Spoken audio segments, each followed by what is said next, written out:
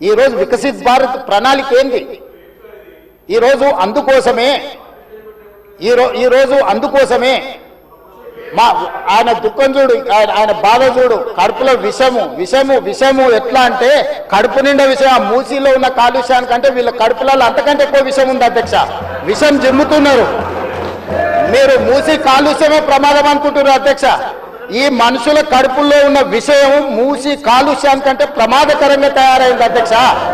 ఏం నొప్పి అధ్యక్ష? నేను ఎవరినైనా విమర్శించిన అధ్యక్ష, నేను ఈ ప్రభుత్వం ఏం కార్యక్రమాలు చేపట్టబోతుందో సభలో సభ్యులు మాకు తెలవాలని అడిగినారు.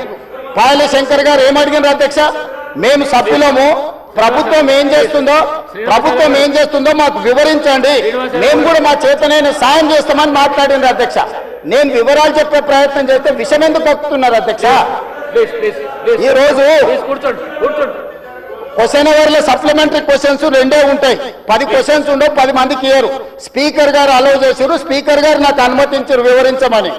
స్పీకర్ గారి అధ్యక్ష వాళ్ళ ప్రాధాన్యత ఏందో మీకు అర్థమైంది కదా అధ్యక్ష. ఈ చర్చ జరగవద్దు, ఈ నిజాలు ప్రజలకు తెలియవద్దు. విషం కడుపు నిండా విషం. మీరు కళ్ళు చూడండి అధ్యక్ష, అసలు వాళ్ళ కళ్ళలో చూడండి. వాళ్ళ కళ్ళగిన ఓలే శక్తి ఉంటే ఆ విషపు కళ్ళతో చూస్తే మొత్తం కాలి బూడిదైపోయేటట్టు చూస్తున్నారు అధ్యక్ష. కప్పిపుచ్చుకోవడానికి అద్దాలు పెట్టుకుంటున్నారు అధ్యక్ష. అది కప్పిపుచ్చుకోవడానికి అద్దాలు పెట్టుకుంటున్నారు అధ్యక్ష. అద్దాలు పెట్టుకున్నా మీ విషపు చూపులు ప్రజలకు అర్థమవుతాయి. అందుకోసమని నా మాట ఒక్కటే అధ్యక్ష, ఈరోజు తెలంగాణకు ఈరోజు నగర అభివృద్ధి చేయడం మా బాధ్యత. ఈరోజు ఇన్ని మాటలు మాట్లాడుతున్నారు కదా అధ్యక్ష. ఆనాడు కాంగ్రెస్ లో గెలిచిన ఎమ్మెల్యేని తీసుకొని మూసీ రివర్ డెవలప్మెంట్ కార్పొరేషన్ కు చైర్మన్ చేసింది ఎవరు అధ్యక్ష? ఎవరు?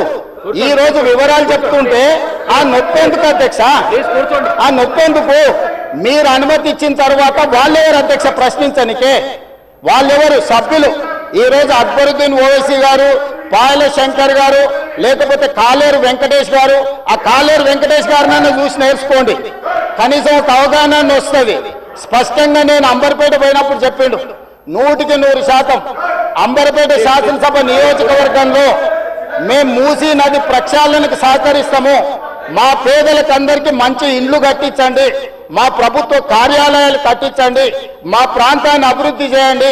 నేనే ముందు బాగానే నిలబడి మూసీ నది ప్రక్షాళనకు సహకరిస్తానని అంబర్పేట ఎమ్మెల్యే కాలేరు వెంకటేశ్వర గారు ముందుకు వచ్చి బహిరంగంగా మైక్లో చెప్పిండు. నిన్నగాక మొన్న వచ్చి నన్ను కలిసి చెప్పిండు. ఆ పక్కనే ఉప్పల్ ఎమ్మెల్యే లక్ష్మారెడ్డి గారు వచ్చి కలిసి, సార్ మా ప్రాంతాన్ని అభివృద్ధి చేయండి, మూసీ నదిని ప్రక్షాళన చేయడం ద్వారా మా ప్రాంతానికి ఉపయోగపడుతుంది, మీరు చాలా మంచి పని చేస్తారు, మీరు వేగంగా ముందుకు వెళ్ళండి, మా వైపు నుంచి మీకు ఏం సహకారం కావాలని చెప్పి ఆ శాసనసభలో వచ్చి కలిసిరు అధ్యక్ష. ఇవాళ నేను ఒకటే అడుగుతున్నా అధ్యక్ష, ఈ రోజు మూసీ నది ప్రక్షాళన చేసుకుంటే నల్గొండ, ఈరోజు మూసీ నది ప్రక్షాళన మేము చేస్తున్నామంటే మీరు చెయ్యాలంటున్నా వద్దంటున్నా? ఒక్క మాటలో చెప్పండి.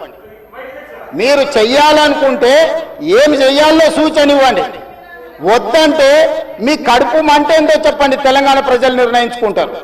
అందుకే ఈరోజు మూసీ నది పరివాహక ప్రాంతాన్ని నైట్ ఎకానమీగా మారుస్తా అని చెప్పిన అధ్యక్ష.